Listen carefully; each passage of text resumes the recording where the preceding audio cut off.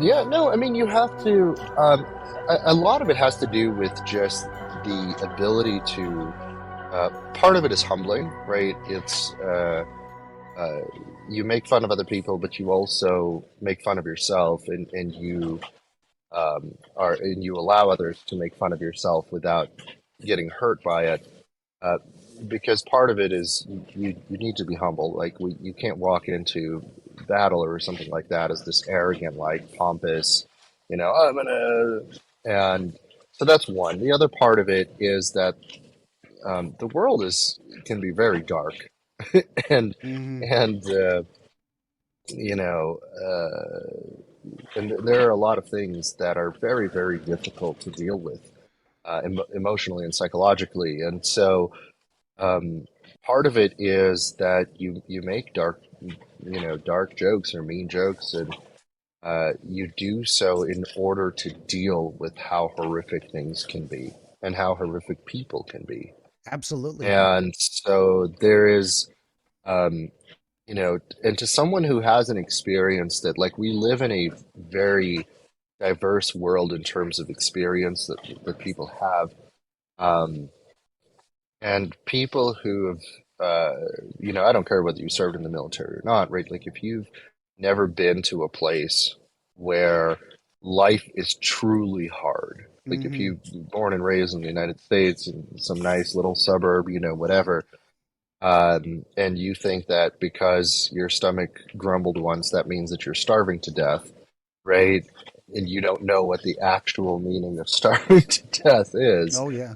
Um, you don't really know how dark the world can be and how hard the Yeah. world can be. And so when you're faced with that, like especially as a younger person, if you end up going to another country, or maybe if you were born in another country, and you have to see that and you have to experience that level of atrocity that exists. Yeah. Um, you know, you start making fun of things, right? And you because it's the only way to get through it in a like with a level of resilience, right? Like where you're not, it doesn't crush you, it doesn't cause you to spiral into despair because you have to function.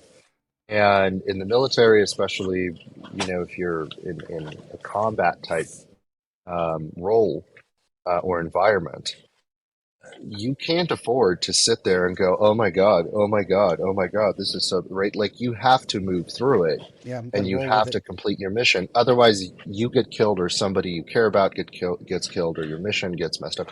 And so, and that's one way to do it, right? Is to make fun of it. Yeah. As dark as it may be and as insensitive as it may be, like that's how you deal and that's how you cope. Absolutely. Though it's very So common in I, the. I Go ahead. It's very I common. was just saying I added that to my book, and I thought it was important to kind of explain certain For sure. pieces of that. That's a great So, comment. I actually put a little note here, like, so I make, what is it? I clip out things for a 5 or 10 minute thing, and I make little YouTube shorts. It's something you just got to do as a creator. It's yeah, I'm part sure. advertising, part clicks, But I think this is a very, and so I try to highlight things that are important psychological principles that come up in conversation and share that with the audience. This idea of dark humor, but also the first world problems thing. I mean, it's two fantastic topics. Um, it is very common in, say, military, in police work, in among EMTs and emergency room doctors, surgeons, the entire medical profession, psychology as well. Dark humor, the Hmm. idea that we see so much human tragedy that there, and it is not conducive to function. To it's not. What am I trying to say? It doesn't help you get the job done if you wallow in the misery of it. It's there. You've got to Yep. that feeling is a natural reaction. It's going to happen. It's like a lot of these coping skills, it was what they are, or adaptive mechanisms are related to Hmm. restorative function, restoring function in that way.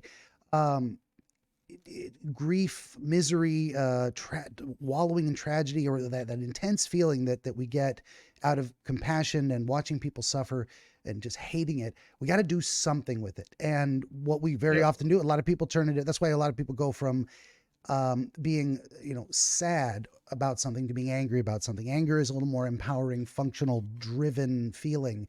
But the flip side of this, well, if you don't want to go to a place of anger where you're raging, that has its place. You go to a place of humor and it discharges the tragic, core of the thing by minimizing it and saying, well, let's turn this into a positive experience that helps us compartmentalize it a little bit better. That's it. So yeah, and a lot of people might say that some of those, there is a valid concern that it does not become, what is it, disrespectful or minimizing of the experience itself. So people say Sure. outside a certain core understanding of what that is and how it works might look at that kind of joking and go, oh my god, that's not funny, you can't laugh about that. I'm like, no, you have to laugh about it or it becomes crippling.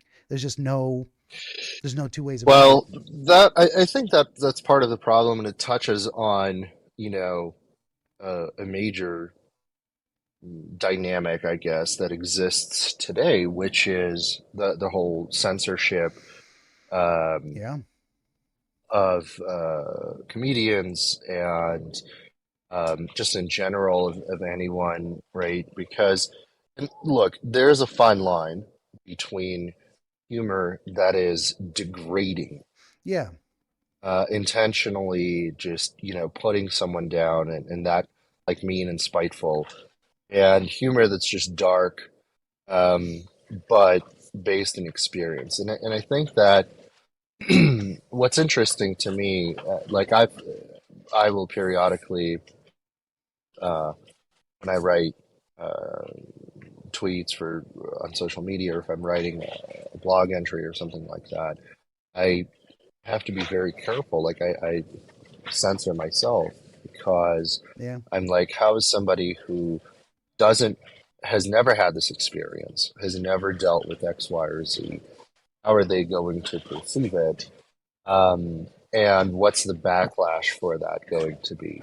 Yeah. And I think that in a lot of ways, again, when that kind of backlash is suppressing just kind of spiteful hatred, that's understandable. But when that backlash is against, um, uh, Truth, I'd say. yeah, against truth, and against kind of just dealing with things, and from people who don't experience it, who don't know what it is to deal with it, I think it's very misplaced. Yeah. And um, again, you have to be able to laugh at yourself. You have to be able to laugh at the world, because there are beautiful and amazing and wonderful things in this world that are interesting and experiences that people should have. But there is also a tremendous amount of like darkness and, and evil and just horrible, heinous people that exist. And, um, if you're just going to go around, and this is part of this first world problem, right? If all you're going to do is get outraged by everything that seems to you like it might be mean, um, then you need to go out and live a little bit, right? Like you need to go see some dark, dark shit, Yeah. and and just experience that, and then come back and reevaluate your stance. Because again, if you're this sheltered, like living in a bubble individual, and everything offends you and everything seems mean, and it's not purely uplifting and purely wonderful. Like, you need to go out and see the world.